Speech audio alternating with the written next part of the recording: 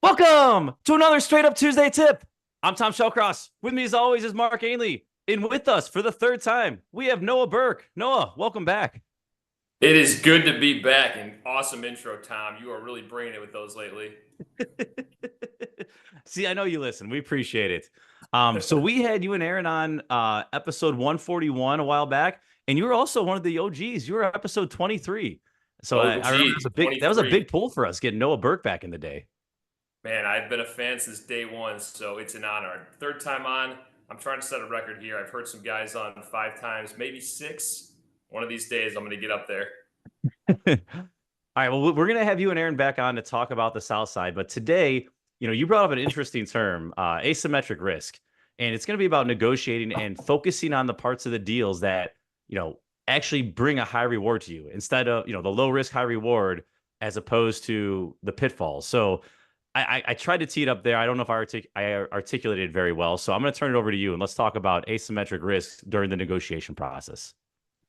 Yeah, no, it teed up very well. Asymmetric risk to me, it's something that I think about in all aspects of life and business, in real estate for myself, marketing myself and brokerage. But today I'm going to focus on what it looks like inside of a deal. So, like you said, it's putting yourself in a low risk, high reward position. And when you're in a deal, there's so many different things that get negotiated. There's price, there's terms like earnest money, mortgage contingency, attorney review timelines, due diligence timelines, tax prorations. There's a bunch of different levers that you have as a buyer or a seller when you're putting a deal together. And so usually what happens, and again, we usually close an apartment building a week. So we see this all day, every day, people that are posturing in different positions and trying to figure out the best way to move forward within a deal. And in my experience, at the beginning of a deal, everybody starts from a very logical place. They say, this deal is worth this amount to me. I'm willing to do this amount of earnest money. And it's a logical thought process.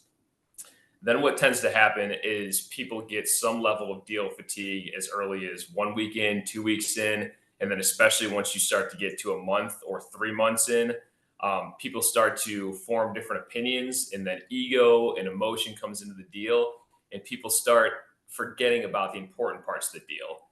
And to me, I kind of group parts of a deal into like tier one, tier two, tier three, and tier one is price. It's price and it's just actually closing the deal. It's a successful transaction. And that's the paramount thing to me. That's what everybody should be focused on. And it gets lost when people are trying to win these little battles like earnest money or, hey, I need a 3-day extension. And a seller will turn around and say, I'm not going to give you a 3-day extension unless you give me $100,000 more today. And when you do that, you're putting yourself in a high risk, high reward position because the buyer might say, okay, I don't need the 3 days and I just don't need this deal anymore. So it's that general idea of putting yourself in a position where the things that you can lose are very minimal, but you're still always on deck to be able to get the thing that you want, which is probably either buying the building or selling the building. Yeah, well said. So what you mentioned one there, can you give us some of the other traps? And you've seen this. This is from some of the most experienced players in the game, right? We see this on the residential side all the time, right? Like people just get insanely emotional towards the finish line. Yes.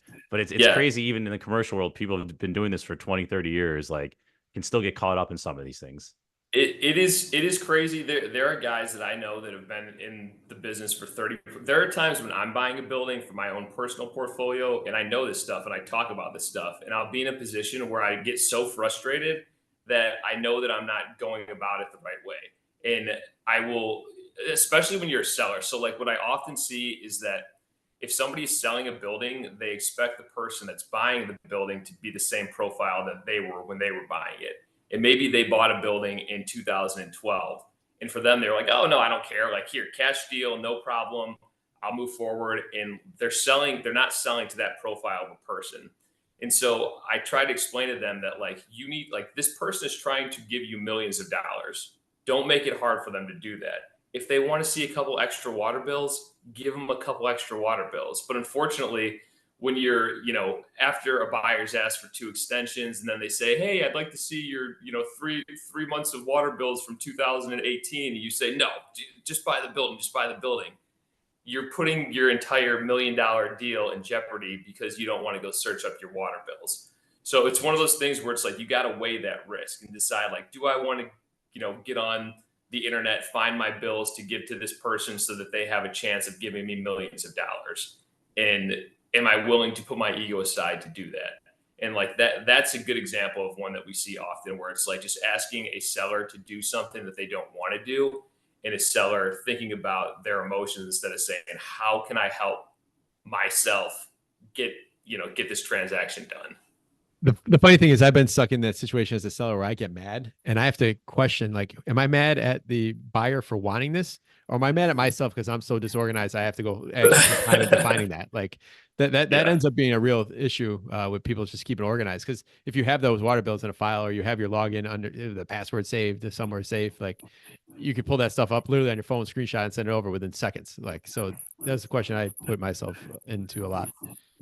Yeah. It gets people out of their comfort zones a little bit, because you're not selling a building every day and you're not buying a building every day. And so like, you are probably asking for things that you're not used to asking for. And as a seller, you might be giving things away that you're not used to giving away, or that aren't meaningful to you. And so you may not understand why somebody's so concerned with your water bill from 3 years ago, but for whatever reason, they have a thought in their head that maybe there's, a plumbing issue somewhere down the line, that there's galvanized, whatever it might be. They have a reason usually for asking it. And as a seller, it's one of those things where you have to assess, okay, is it worth 3 minutes of time to potentially get this $1 million transaction done? And like, that's the equation I'm talking about. Putting yourself in an asymmetric position where you put 3 minutes in, you might get millions of dollars. Or you say, no, I'm not going to put 3 minutes in. And in turn, the buyer says, all right, then I'm not going to give you millions of dollars. Man, you put it in such an easy way of looking at it. Like, you make it ease of doing business. That's one thing we do here at 𝗖𝗃𝗃. That's our goal. And so many businesses or sellers, they make it so difficult to let you give them your money. Like, and the whole goal and what you're saying is being able to get to the finish line. The one thing is just selling, and everything else is just a byproduct or steps to get to the one goal that everybody working on that deal has, that same goal, and just people lose sight of that. Absolutely. And it goes the same way for buyers too. And again, like taking my broker hat off and putting myself in the buyer's seat. There's been deals where, one I was doing recently, I think like we had offered $4 million for the deal, and the seller came back and said, we want $4,100,000. That's our bottom line. And we were kind of like, our bottom line was 4 million. And then it's like, all right, that's where that's the moment there where you take a step back and you're like, what is our plan here? Does this deal still make sense at $100,000 more?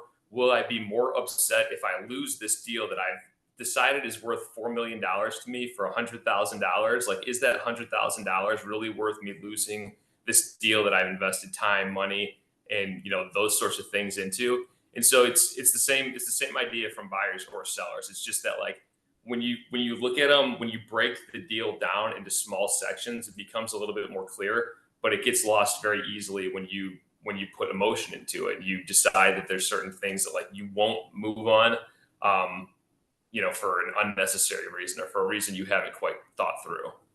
Yep. Playing on the other side of the field though, like, what is a necessary reason, right? Because if you totally adapt this mindset, it can go too far the other way, right? Where now you're getting pushed over, and now, right? Like, so how do you draw that line? Like, what is that thought process? So that's the gray area question that's really hard to figure out, because you should have a line where it's like, okay, $4 million is my line. But then you have to ask yourself, like, all right, how did I get to that line? And it never really is like that line, because you certainly would do it for $4 million and $100. Like, you wouldn't pass it up for $100. It's not worth it. And so like, there is some sort of gray area there where I guess you have to look at each deal with a little bit of nuance and actually ask yourself, like, will I be more upset if I lose this over $100,000, or will I be happy that I put the $100,000 in, 10 years later? And so that is the question that you should constantly be asking yourself within a deal. And this comes up anytime there's an ask in a deal. Like anytime somebody asks anything of you as a seller or you as a buyer, it's a time to take a step back and say, okay, is this a position where it's a low risk, high reward position, or am I putting something in jeopardy that I don't necessarily want to put in jeopardy? Yep. One thing I'll add to this too is, just velocity of the deal, like time kills all deals. So if you're on the buy side, if you get that earnest money there the next day, then you turn around and ask me for like, hey, I need to see all the permits. I need to see all this. Like, I'm probably going to turn around and do it the next day as well. Like, you almost set the tone for how this deal is going to go. Where if you drag your feet for 4 or 5 days, like I have little incentive to do the same when you start asking me for stuff. Yeah, and also like playing to this idea, doing just that is a good negotiation tactic. Where like if you were a buyer that you're probably going to be asking for a credit later, then you probably want to set the stage going in that everything is going as smooth as possible. We get the deal under contract, boom, my earnest money's there 10 minutes later. I ask for my due diligence stuff, like everything is very planned out, and that's putting yourself in a good position with the seller. So you're almost preemptively setting yourself up to be able to make a bigger ask later in the deal. And it doesn't always work, but you certainly put yourself in a much better position than when the seller is already frustrated with you because you've been dragging your feet, you haven't been communicating properly. Then they are much, much less likely to give you something later.